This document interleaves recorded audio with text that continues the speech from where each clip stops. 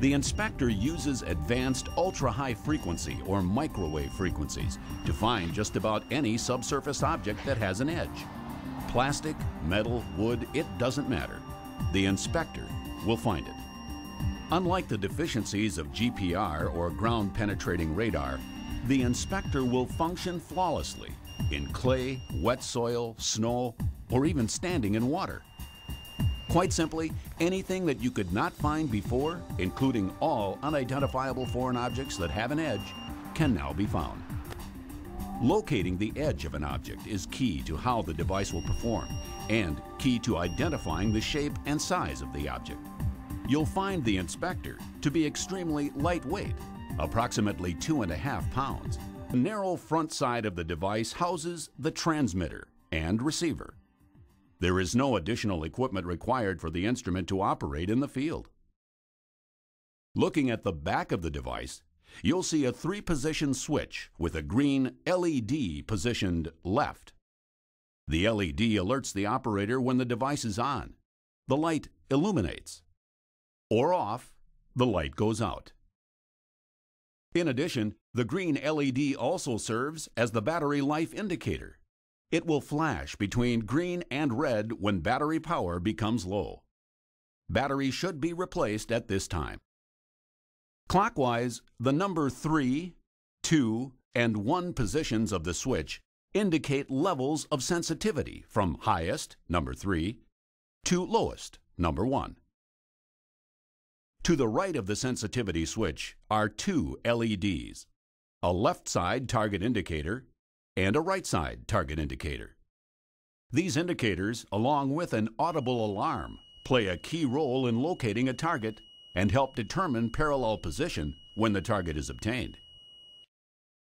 On the front of the device, you'll notice a small cavity in the enclosure. This cavity or channel houses the laser. The laser will mark the targeted area on the ground with a red dot. Do not ever point the device into the eyes. The laser is activated as soon as the instrument is turned on and could cause harm to the operator or a bystander. Remember, this is a highly technical, scientific instrument, so please treat it as such. It is not shockproof or waterproof. Point the device at the wall and pan slowly across it. You should pick up readings from stud locations as well as any wire runs that are present. It will also identify the rebar in a concrete floor.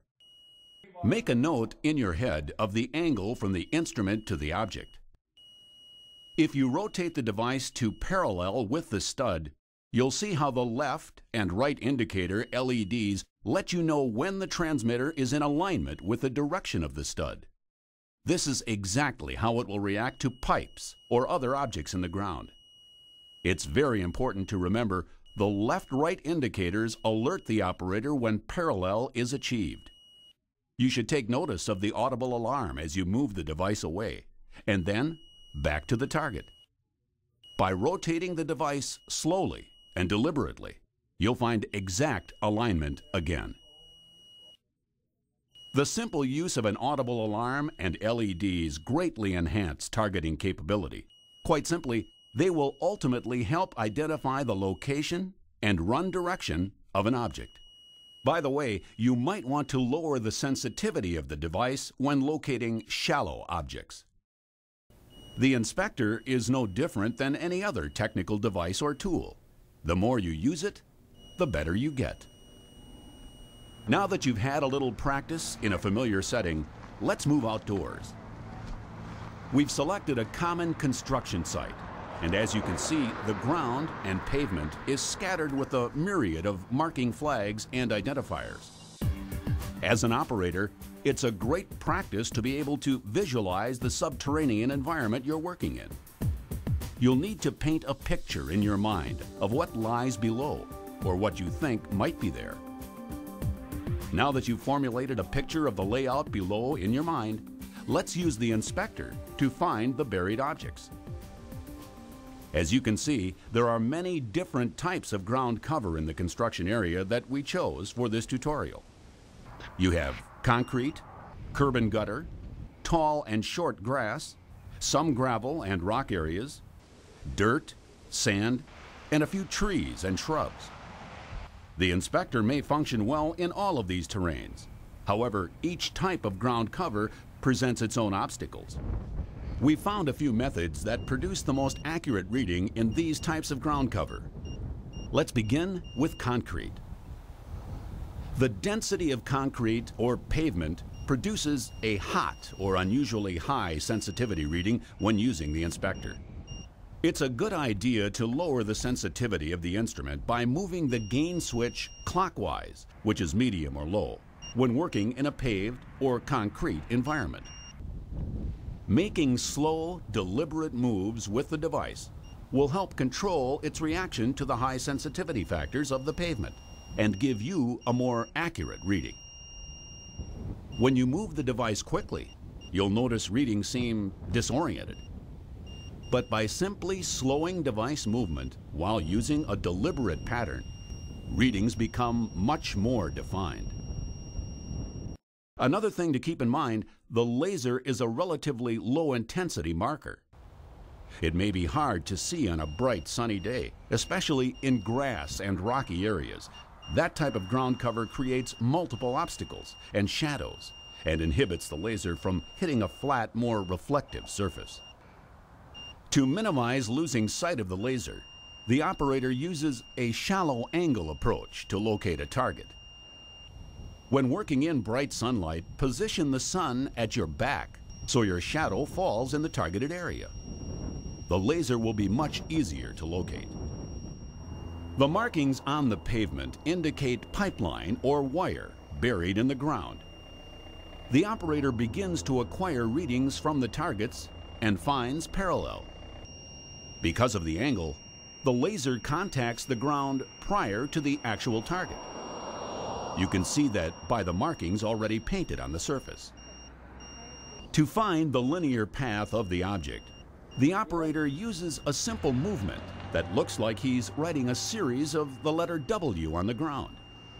This practice is only advised for experienced operators. To find the actual surface location, the operator must now move to a 90-degree vertical position above the target. Reacquire the object. Find parallel. And mark the spot where the laser contacts the ground. You can see by the markings that the inspector's readings are exactly in line with the previously identified locations. Keep in mind that all RF-type pipe and cable locators in use today have an error factor of up to 5% off the center of a target. Depending on the depth of the target line, the inspector will detect the edges and/or center of a cable or pipeline. Therefore, the marks made previously might be directly in line with the inspector's laser, or simply a few inches off when using the device in a vertical detecting position. After a target has been acquired, the operator will need to find the run direction of the object, the pipeline, cable, or an unidentified source. The scan and step method is used to verify run direction. The scan and step method will help confirm that a located target runs in a reasonable and sensible manner through the ground. Begin your scan and make sure you have a target acquired with both the left and right LED indicators on. You should also hear an audible alarm when parallel is found. Then step to the right or left of the laser marker on the ground. Parallel along the angle of the front side of the device and scan again. Repeat this process several times to confirm exact run direction of the target. Ask yourself, do the readings make sense from a practical point of view? Are they reasonable from a geometric perspective? Are the readings in line with what you thought was possibly there? All of these criteria help validate the target, and it's the responsibility of the operator to quantify the validity of each and every reading.